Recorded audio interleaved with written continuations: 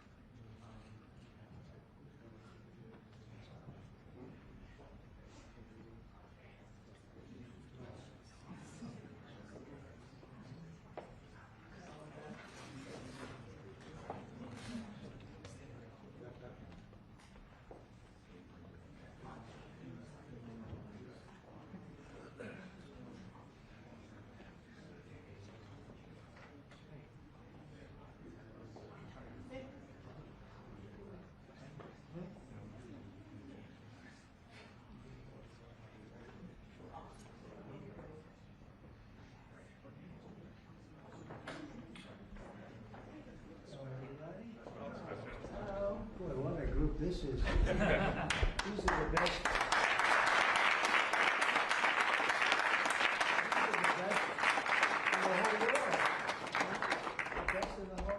IBM, the whole group, huh? What a wonderful culture and what a wonderful group of people. Thank you very much for coming. It's really nice. Thank you. Come on, I'll slide over here someplace.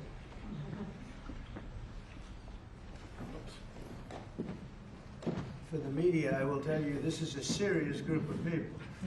Right? That's great. Thank you very much. Look at all of it. Wow, look at the people, huh? It's seriously the biggest business people anywhere in the world, so I think it's a great tribute. Whatever they're teaching you well, right? Thank you very much. You're welcome to the White House as we celebrate Diwali, because they said there has to be a very heavy emphasis on the V, Diwali, the beautiful Hindu festival of lights, and that's what it is. It's a great festival and it's amazing people. I'm pleased to be joined by the Director of the National Intelligence and a woman that's done a fantastic job, Tulsi Gabbard, wherever you may be, Tulsi. Hi, Tulsi. FBI Director Kash Patel, who's really hitting his stride. Cash, where's Cash? Right here, sir. He is hitting his stride. That's the way we like it. Assistant Attorney General Harmeet Dillon. Harmeet? I'm right here, sir. Hi, Harmeet. And Pastor Paula White. She's been fantastic. She's been with us right from the beginning. We're greatly honored to be joined by the Indian Ambassador to the United States, Vinay Quatru. And it's very nice. Pronounce it perfectly. Ah, that's what. Oh, I wasn't too far off there. And his wonderful wife. And thank you very much. It's a great honor to have you. As well as our new ambassador to India. This is a nice, easy name, Sergio Gore. Sergio, congratulations, Sergio. You're going to do a fantastic job. And thanks as well to incredible Indian American business leaders, the biggest in the world, really. If you look at these companies, what they've done, the biggest in the world. CEO of IBM, Arvind Krishna, and Arvind, congratulations. I know you're working hard on a couple of jobs that I'm watching, and good luck with them, right? Yes. Good luck. It's amazing what you've done. Chairman and CEO of Adobe, and that Adobe is big stuff, and that's Shantanu Narayan.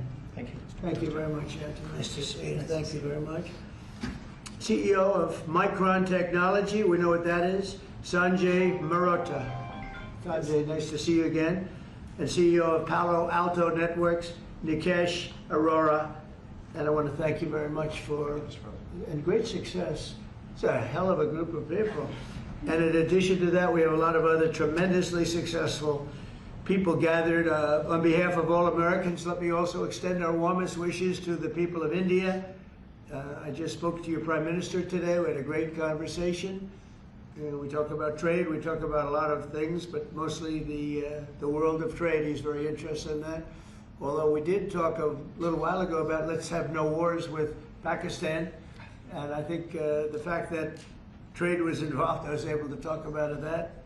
And we have no war with Pakistan and India, and that was a very, very good thing. But he's a great person, and he's become a great friend of mine over the years. In a few moments, we'll light the diya as a symbol of faith in the victory of light over darkness. It's a beautiful term, light over darkness. That's what it's all about.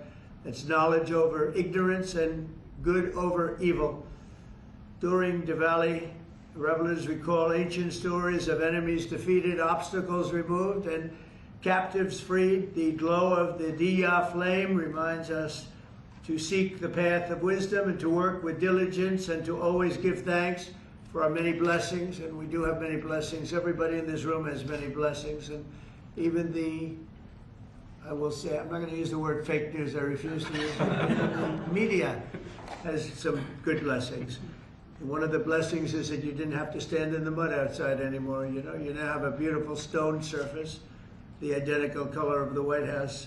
For years, they had to stand when we had press conference in the mud because it was grass, and I decided to take care of that. So I think they appreciate it. As we look back in the past year and really look up to the next number of years, and hopefully decades and centuries, we've got much to be thankful for. And think of it, a year ago we were a dead country. This country was a dead country, and now we're the hottest country anywhere in the world. These guys can testify to that because I know this. I watch their stock prices, and they're like rocket ships, right? Do they ever stop? Let's keep it that way. Right? Let's not talk about it, right? Let's just keep it that way. It's amazing. We have more than $17 trillion. They're part of the reason. More than $17 trillion of investment pouring into the United States. It's going to be, I believe, over $20 trillion by the time the year's up. And as an example, the last administration had less than $1 trillion in a period of their 4-year period. They had less than $1 trillion. We're going to have 20 trillion. We have over 17 trillion already. That's investment coming in. And I think it's largely for two reasons. We had a good election on November 5th, but maybe more importantly, of course, it wouldn't happen if that election result didn't happen. I think much more importantly, we have tariffs that you build in the United States, you don't have a tariff to pay. You build outside and you have to pay a tariff. And we're taking in money at a level that no other country has ever seen. There's never been a country, I don't think, fellas, you agree with that? There's never been a country with an investment in less than a year, actually to be exact, less than 9 months, of $17 trillion, right? And I know you're all participating, aren't you, huh? So that's really good stuff. The economy is roaring, the incomes are rising, and small business confidence is at the highest level in over a decade. So the confidence levels, which means something, they think over the last 10 years, I don't think they go beyond that. We have the highest level of confidence in our economy. Gasoline prices are way down. Grocery prices are way down. Energy prices are way down. Mortgage rates are down. We have a real stiff at the Federal Reserve. I can't help that. But he's going to be leaving soon. And inflation has been defeated. But even though his rates are too high, the economy has been amazing. Our border is secure, totally secure. We had nobody in the last 4 months coming through illegally, which is actually hard to believe because, you know, they give me those numbers, but essentially it would be just about nobody. They actually say zero.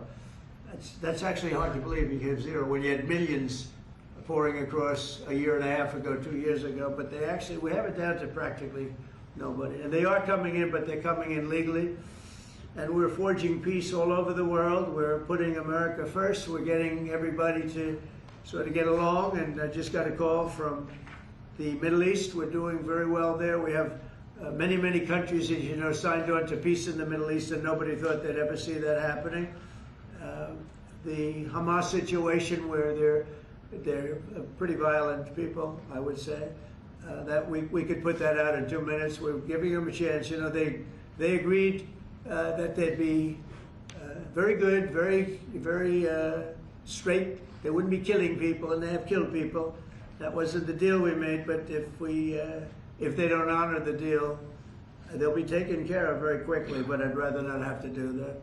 But we have total peace in the Middle East. We have levels of friendship with everybody, and every countries that hated each other now love each other.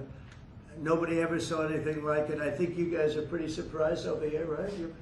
You're surprised, but a lot of people are surprised. Are you guys surprised? Peace in the Middle East. You've been hearing about it for as long as you've been alive, and it's been a lot longer than that. You're still pretty young, but we have peace in the Middle East, and so as we light the Diya, we look forward to a new year and a greater peace and a greater everything for all of us. And we want tremendous success, tremendous health. We're doing a lot of things in the world of health. And the autism situation is just crazy when you think of it. And you go back 20 years, it was 1 in 20,000, and now it's 1 in 12. Is that hard to believe? When I hear that number, it's not even believable.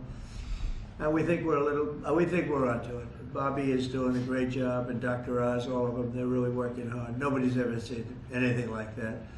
And it's been a very important factor for me. I just say you got to focus on that. We think we have a lot of the answers. We've announced a lot of the answers, actually. But we're looking at many things. We've made tremendous progress. And maybe the thing we've done the best on is prices for our drugs. We have favored nations now, where other nations, as you know, were paying a small fraction of what we were paying. And this was, for many, many years, this was happening. This was set up 30 years ago, where we were paying 10 times more, 12 times more, 5 times more, always tremendous numbers more. And I said, we're not doing that anymore. And the drug companies have agreed, and the countries have agreed. Now, if I didn't have tariffs, I wouldn't have been able to get it. I said, well, if you don't agree, we're going to charge you tariffs for more than the equivalent amount. And amazingly, everybody agreed. So our drug prices are going to be coming down 100%, 200%, 300, 400, 500% in some cases. A pill that cost $10 in London would cost $120 in, think of it, $120 in New York, or any place in this country.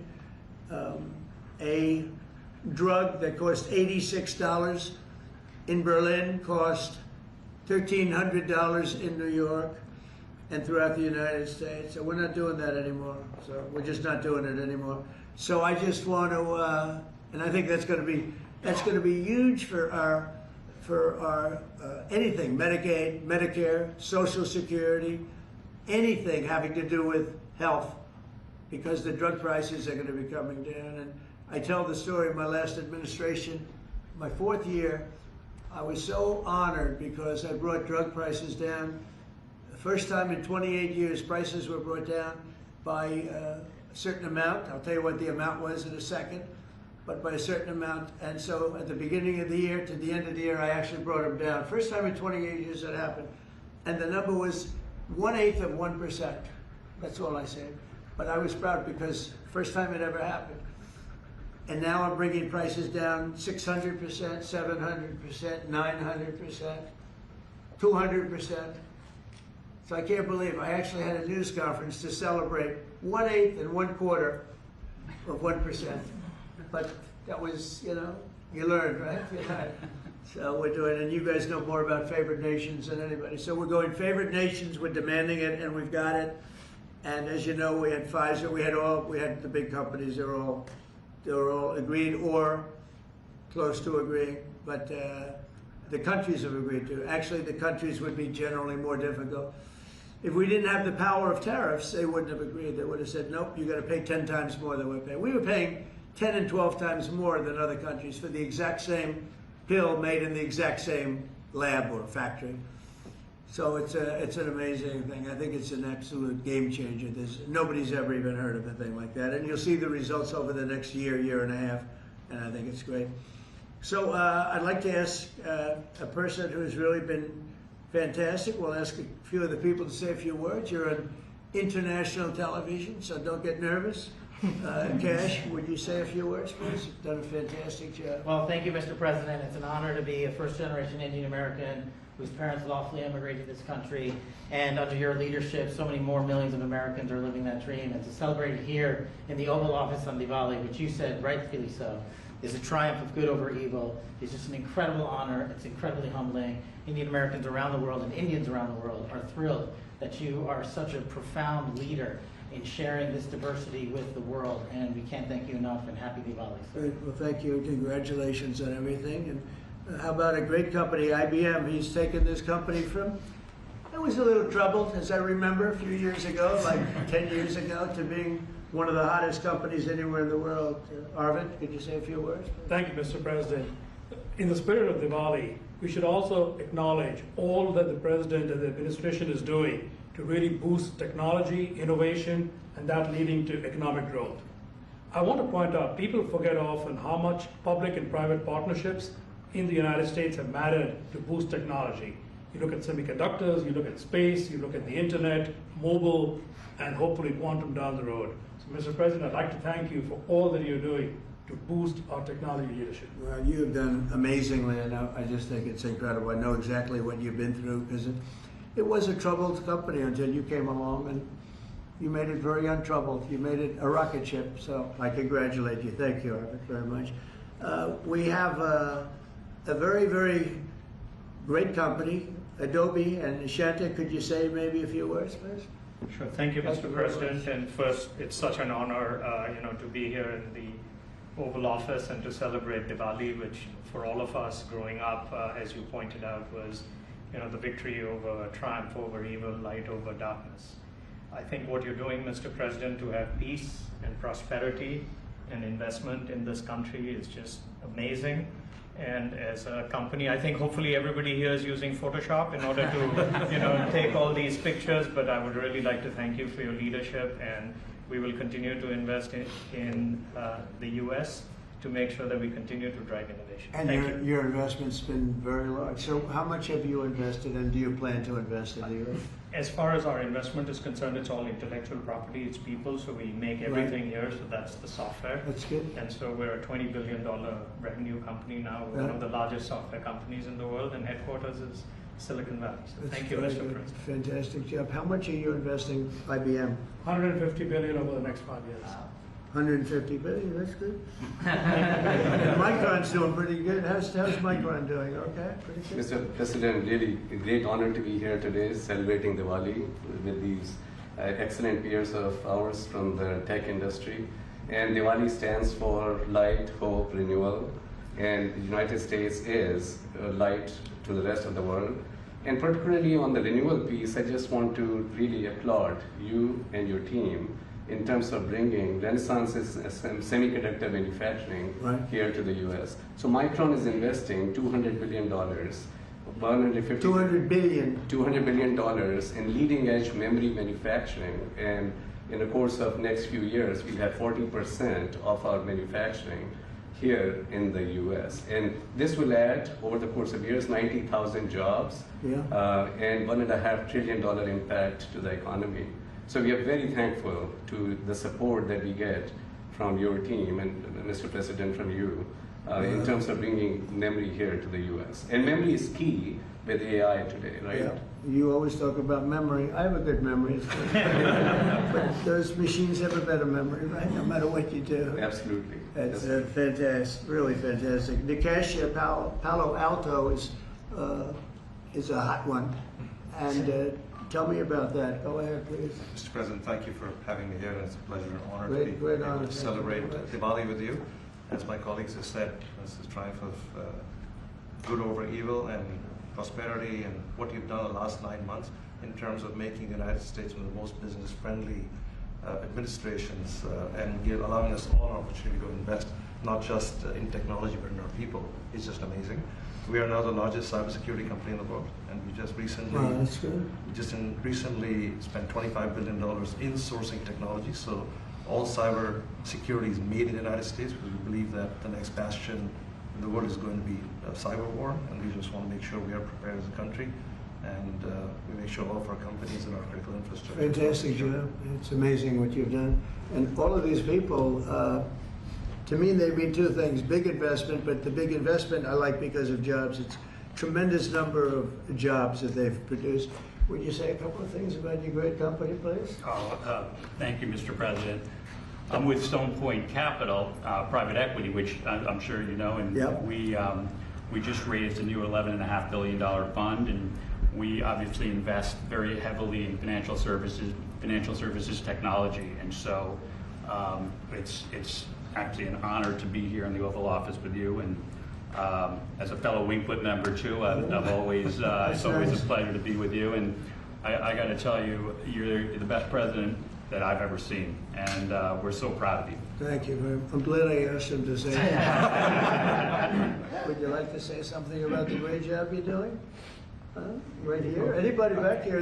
These are all incredible people that everybody looks, in the business world, everybody looks up to them. Please, go ahead. Would you like to say something? Thank you for Go your ahead, leadership. please. Thank you for your leadership. I love that. I love this. I didn't ask him. I'm running a tech business for Thank you. 21 years. We build products on AI and machine learning. Thank you, Mr. President. And it's going great, right? Yes. Good.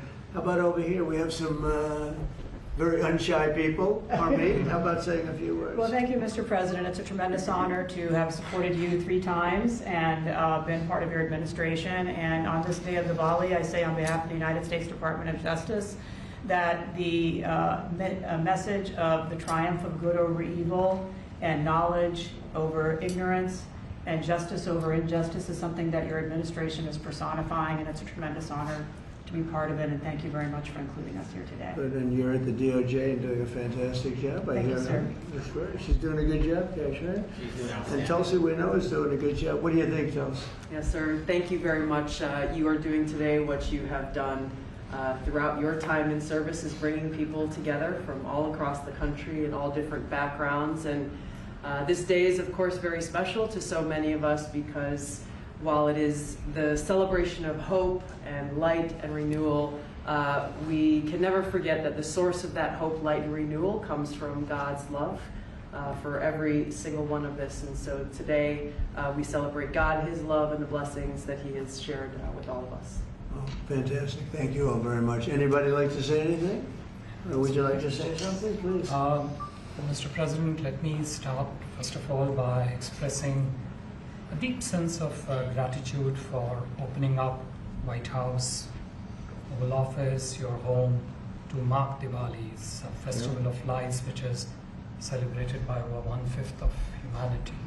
And as Cash said, you are showcasing the strength of diversity through this celebration. So it's truly a great honor, and thank you very much for that. May I also, on behalf of my Prime Minister and my own behalf, wish you and your loved one a very, very happy Diwali greetings, particularly to over 5 million strong Indian diaspora in the US. Right. And may I close by making a wish, which is normally we do for Diwali. We wish that the light of Diwali continues to shine on your success and on the strength of India-US partnership. Thank you very much. Spoke to him today. He's doing well. And your country is doing very well, you know that. Thank you, Mr. President. So we're supposed to light something, but I thought maybe because he's had such an outstanding year, I'm going to ask Arvind to maybe do the honors. Can you handle it for me, Arvind? I think you might do a better job than me. So if you could take care of that, it would be great.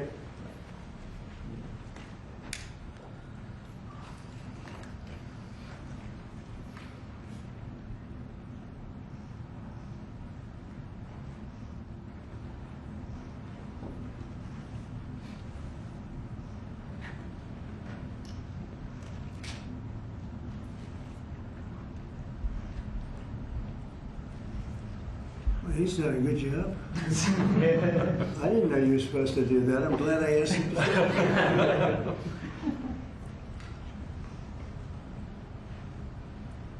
Would you like to come to light? Yeah, if you want.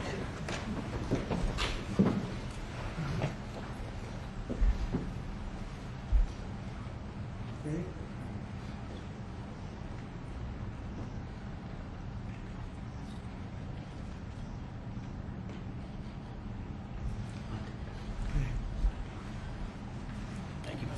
Thank you all. Thank you.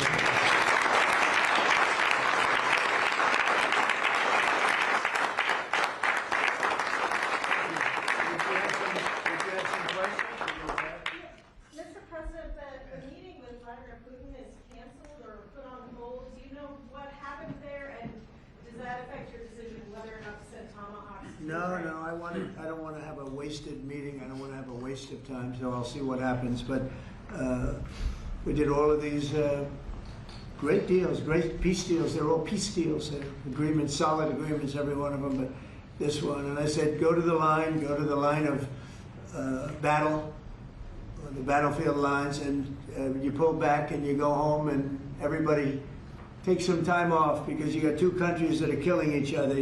Two countries that are losing 5,000 to 7,000 soldiers a week. So we'll see what happens. We haven't made a determination. Mr. President, are you asking the Justice Department to look into the federal investigations into you and look for compensation, and how much are you asking for? Who's asking for what? Are you asking the Justice Department to pay you compensation for compensation? Your federal investigations into you? Are you asking them to pay compensation, and how much? Into me? I don't get any compensation. I do it for nothing. I gave up my salary. Into me? No, it's going to be the Justice Department. Are you asking them to pay you compensation for the federal investigations that happened to you? And how much are you asking well, for? I guess they probably owe me a lot of money for that. I'll probably, yeah, that's true. That's very interesting. No, I get no salary. I gave up my salary. It's a good salary. Not as much as these guys make, but that's okay. It's a lot of money. And I don't, as you know, I didn't take it in the first 4 years. I'm not taking it in these 4 years either. But as far as all of the litigation and everything that's been involved, yeah, they probably owe me a lot of money. But if I get money from our country, I'll do something nice with it, like give it to charity or give it to the White House where we restore the White House. And we're doing a great job in the White House. As you know, the ballroom is under construction. It's going to be, they've been trying to get it for 150 years, and it's really, I think it's going to be fantastic. But we'll see what happens. I mean, we have numerous cases having to do with the fraud of the election, the 2020 election, and because of everything that we found out, I guess they owe me a lot of money, but I'm not looking for money. I'm looking for really, I think it's got to be handled in a proper way. If it's not handled in a proper way, we don't want it to happen again. We can never let what happened in the 2020 election happen again. We just can't let that happen. And so the way we go, I know Cash is working on it, everybody's working on it, and certainly Tulsi's working on it. We can't let that happen again to our country. Look at what's happened where you have millions of people being allowed to come into our country, all because of a crooked election, where they come from prisons, they come from jails, they come from mental institutions and insane asylums, they're drug dealers. The people that they've allowed to come into our country, we cleaned them out in Washington, D.C. We have a very safe capital right now. We have a capital that's as safe as it can be. But I don't know. I mean, you'd have to ask the lawyers about that. Mr. President, a comment and a question, please, for you. First of all, you have just won billion plus hearts around the globe, including in India, by celebrating the Diwali in the White House right here. And my other comment is, Mr. President, I like his question already. in February, you and the White House staff gave a warm welcome to the Prime Minister of India, Mr. Narendra Modi. And after that, I decided to make a short trip to India for you, how popular you are in India.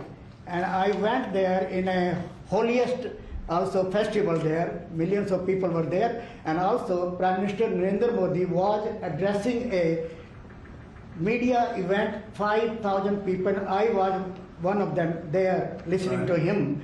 And when I went to several states in India, what I found out, Mr. President, 3 people are most popular there. Prime Minister Narendra Modi, President Donald Trump, Mr. Kash Patel, and also with the surprise, our White House Press Secretary, Caroline Levitt. She's doing good, right? She is doing good. And Superstar. Mr. President, my question is, you had a great relationship with the people of India when you visited India, and with the Prime Minister of India, Narendra Modi, and also with the Indian American community. Where do we stand today, all those relations from 45 to 47 in the future, Mr. President? Please, thank you. Well, we stand great, and the people of India, I love the people of India, and we're working on some great deals between our countries. I spoke to Prime Minister Modi today, as I mentioned before, and we just have a very good relationship. And he's not going to buy much oil from Russia. He wants to see that war end as much as I do. He wants to see the war end with Russia, Ukraine. And as you know, they're not going to be buying too much oil. So they've cut it way back, and they're continuing to cut it way back. Mr. President, what did the Kremlin say Mr. President, Yeah, please. an appeals court recently ruled that you can send the National Guard into Yeah. Portland, Oregon. Do you feel unfettered to send the National Guard into whatever city you want now? Well, I guess so. That was the decision. I can send the National Guard if I see problems. I looked at Portland over the weekend. The place is burning down, just burning down. We weren't there. We didn't spend much time there because we were waiting for that decision.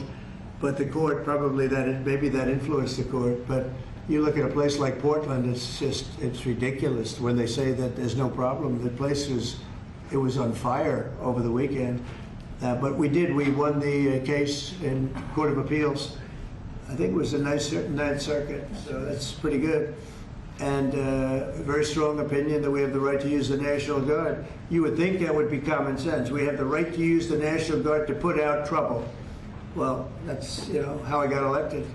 One of the reasons I got elected. Yes. Mr. President, what changed your mind after talking to Vladimir Putin between then and now? Why did you think that a Budapest summit might be wasted time? Well, I didn't say anything. I didn't say it would, and you never know what's going to happen. But a lot of things are happening on that front, on the war front with Ukraine and Russia, and we'll be notifying you over the next 2 days as to what we're doing. Did you hear a lot of things are happening. Did you hear something from the I think we're President? going to get it solved. Yeah, please. Mr. President, on Ukraine, do you still see a chance for a ceasefire? And what is Putin asking for? Do you still see a chance for a ceasefire? And what is Putin asking for?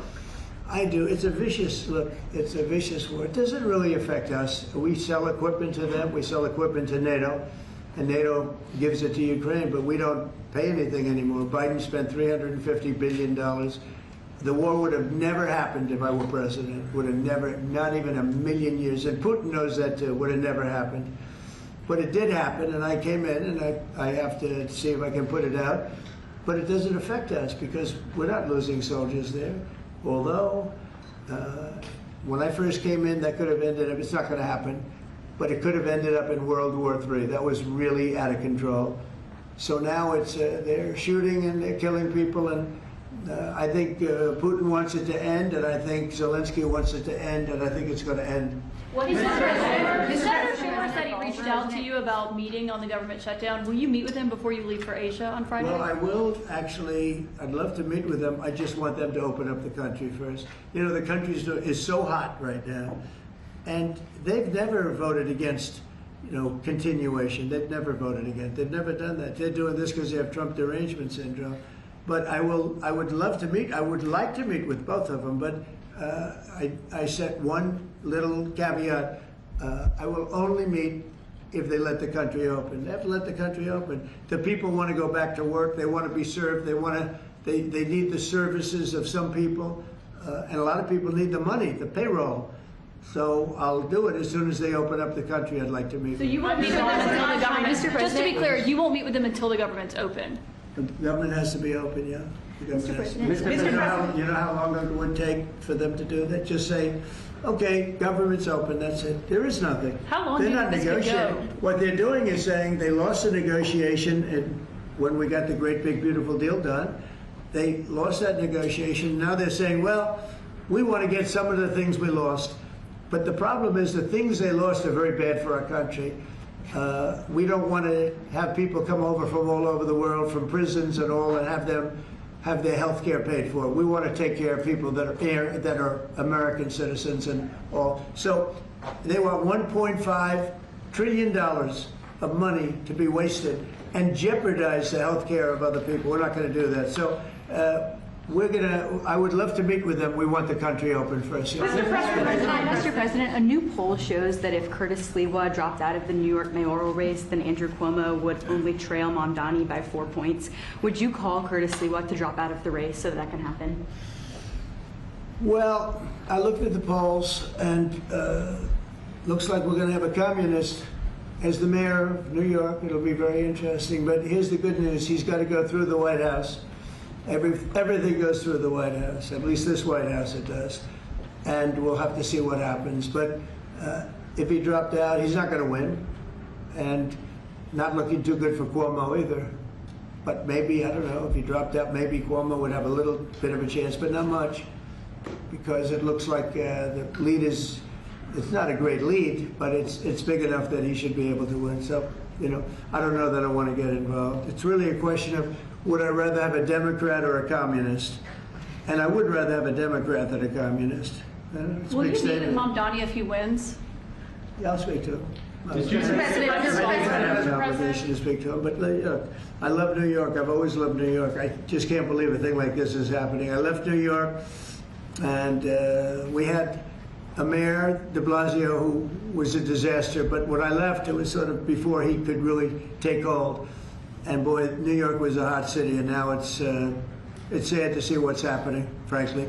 And with the communists in charge, look, you just go back 1,000 years. I mean, it's been done many times, 1,000 years.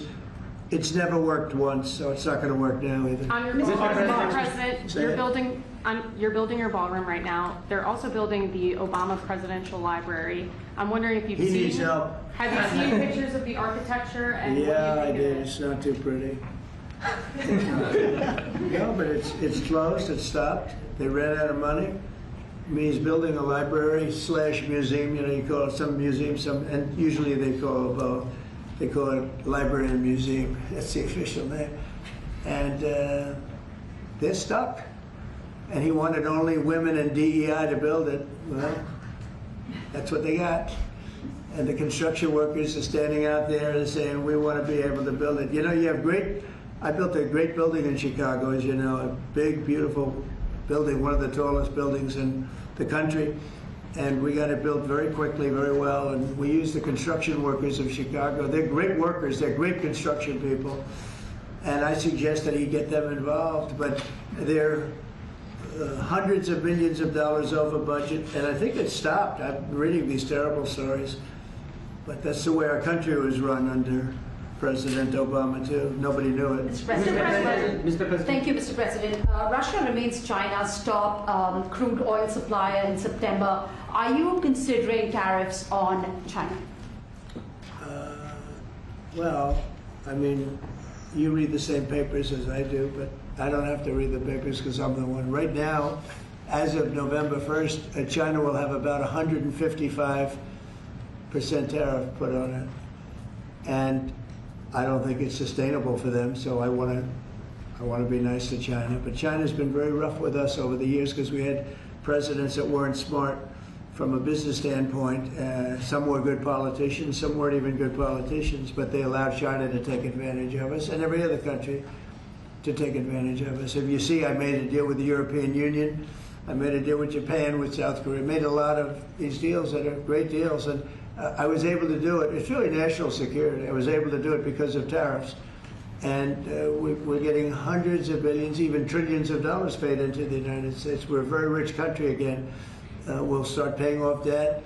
We'll do a lot of things. We'll probably make a distribution out of some of the tariff money. I think we're going to make a distribution over the next fairly short period of time to people, because we took in so much money from the tariffs. Just European Union, $650 billion. Japan, $550 billion. South Korea, $350 billion. That's even a lot of money for you guys, right? That's not bad, right? But no, we're taking in a lot of money, and it keeps people like this here, because that's why they're coming in. I mean, you wouldn't be, I mean, I'm not going to speak for you, but generally they won't be coming in if it weren't for tariffs. They come in here and they don't have to pay any tariff. If they do it outside, they pay a lot of money, a lot of tariffs. The money comes to us. And in order not to pay the tariff, they come and they build here. That's why we have more plants under construction than we've ever had in the history of our country. And you wouldn't think it's complicated, but you would have thought somebody would have done this a long time ago, sitting in this beautiful seat behind what's called the Resolute desk. You know that, right? This is a very famous. This is even more famous than any of your desks. But your desks are very good. I follow up on her question to you, because the New York Times is reporting that your legal team is seeking $230 million from your own Justice Department now in response to the investigations into you. Is that something you want your legal team to do? I don't know what the numbers are. I don't even talk to them about it. All I know is that they would owe me a lot of money, but I'm not looking for money. I'd give it to charity or something. I would give it to charity, any money. But look, what they did, they rigged the election. And as you know, we had, in one case, 60 Minutes had to pay us a lot of money. George Slavadopoulos had to pay us a lot of money, and they already paid. You know, they paid me a lot of money because what they did was wrong. And, you know, when somebody does what's wrong. Now, with the country, it's interesting because I'm the one that makes the decision, right? And, you know, that decision would have to go across my desk. And it's awfully strange to make a decision where I'm paying myself. In other words, did you ever have one of those cases where you have to decide how much you're paying yourself in damages? But I was damaged very greatly, and any money that I would get, I would give to charity. Thank you, Mr. President. Yeah, please, go ahead. Is the Democrat Party now more Zohran Mamdani's party than it is even Leader Schumer's or Leader Probably Jeffries? is, yeah. Look, I mean, maybe he'll run for president in 4 years. You have a communist president. That would be interesting, right? I don't see it happening. You know, I've always said you will never see, and I always talked about socialism, and you will never see a socialist so-and-so. And I was right. I'd say it in speeches. We will not have socialism in our country. And I was right. Communism, yes, but socialism. In other words, they skipped socialism and they went down to communism. No, he's a communist, and he's going to be maybe the mayor of New York. I don't know, maybe, you know, polls are wrong, but these polls seem to be pretty consistent. But he would be, I would say he would be the leader of the party. It's not Schumer. Schumer's shot. He's shot. This poor guy, I feel sorry for him. I've known him for a long time, but he's I think he's mentally gone. He's been beat up by young, radical lunatics. And I think Chuck Schumer is, he's gonzo. I really do. I think he's probably not going to run. It shows that he's losing in every poll. Now, this is hard. You know, he wants to meet with me. It's sort of hard to meet with a guy after I make a statement like that, but I'm just giving the facts. I think Chuck is probably finished. I know some people, Democrats, that would be good. Some good politicians and some, you know, reasonable people. But I understand that they would not have a chance of, you know, getting even the concept of holding the torch. They're not going to get it. But they have some people that I really believe they're low IQ people. They're stupid people. And they seem to be leading the party. So we'll see what happens. Look, the Republicans are strong. We have great leadership. We're very strong in every way. And we're going to keep it that way. But we are really a strong party. You know, our party's grown magnificently. We've gotten away. Look at all the union votes I got. Nobody thought that was ever possible. Look at the election where I won popular. I won everything. I won all 7 swing states. If you win 3 or 4 swing states, you're doing great. I won all 7 by a lot. And I think the best thing when you look at districts, 2,700 versus 525. That's big. That's why the map shows all red. So we won in a tremendous landslide, and that's because people like our policy. I guess they like me, but they like my policies. Strong borders, good education, low taxes. You know, in the great big beautiful bill, we got the biggest tax cut in history. Not only no tax on tips, no tax on Social Security, no tax on overtime, we got the biggest tax cut in the history of our country in the bill that we just approved. And I think people see that and they like it, and that's why we're doing well, but they are not. They do not have leadership. Thank you very much, everybody. Thank you, guys. Thank you very much. Thank you, guys. Thank you. Great question. What a surprise.